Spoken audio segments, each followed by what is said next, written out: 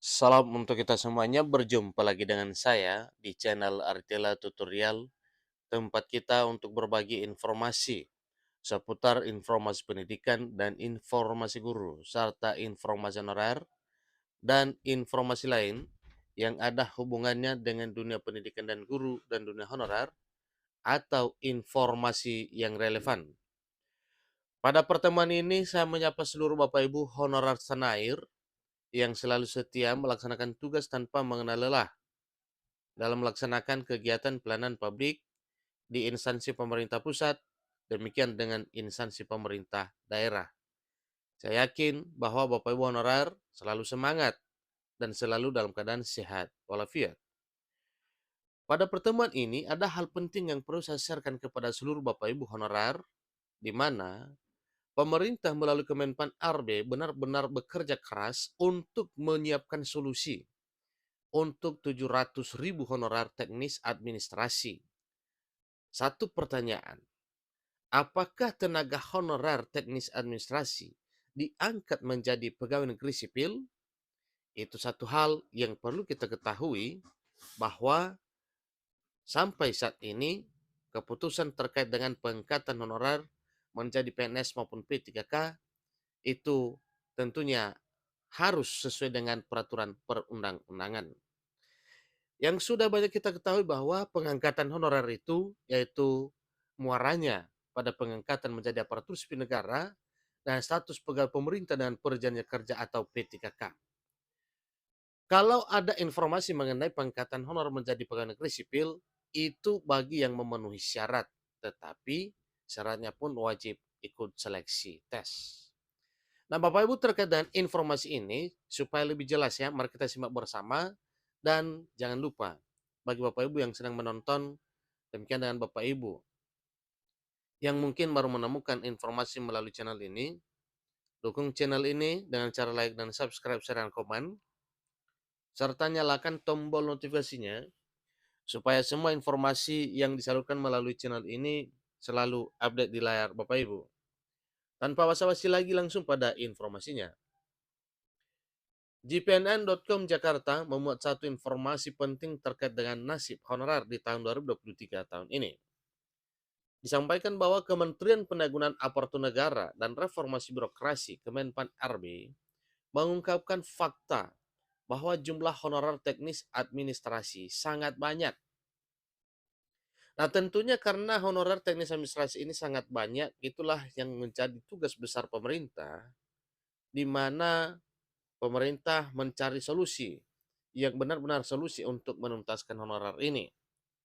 Mengingat tenggat waktu penataan itu sudah ditargetkan paling lama Desember tahun 2024 tahun depan. Sesuai data Badan Kepegawaian Negara atau BKN, jumlah honorer teknis administrasi sebanyak 700.000. Itu data yang sudah diperoleh. Angka tersebut menurut Deputi SDM Bidang Aparatur Kementerian Pan-RB Alex Denny masih tinggi sebab kebijakan pemerintah saat ini adalah mengarah pada talenta digital. Kalau 700.000 honorer teknis administrasi diangkat PNS, ya tidak mungkin. PNS yang sekarang saja mau kami kurangi kok. Ini kata Deputi Alex pada hari Minggu 5 November 2023. Beliau menegaskan proporsi PNS di Indonesia saat ini sebanyak 38%-nya berada di jabatan pelaksana atau administrasi. Sementara dengan digitalisasi banyak pelayanan publik yang mengarah pada sistem elektronik. Otomatis pekerjaan pegawai negeri sipil atau PNS ini di jabatan pelaksana ini jadi berkurang. Itu sebabnya, kata Alex, mulai tahun ini pemerintah mulai mengurangi formasi jabatan pelaksana. Jika pegawai negeri sipil atau PNS administrasi pensiunnya 5 orang, maka formasi yang dibuka hanya 2.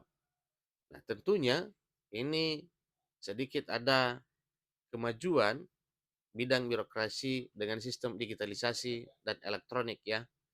Ini buktinya misalnya ada pensiun 5, maka formasi yang dibuka hanya 2. Berarti cukup luar biasa kemajuannya.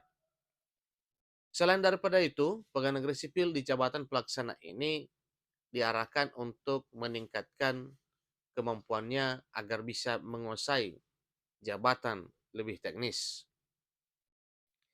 Nah, di PNS saja sudah kami buat begitu aturannya. Bagaimana bisa honorer teknis administrasi kami angkat jadi PNS? Ya nggak mungkin, tegasnya. Sebagai solusinya, Kementerian Pengendalian Aparatur Negara dan Reformasi Birokrasi, Kemenpan RB, mengarahkan 700.000 honorer teknis administrasi ini untuk meningkatkan keahliannya. Jangan sekedar menguasai pekerjaan yang sifatnya administrasi.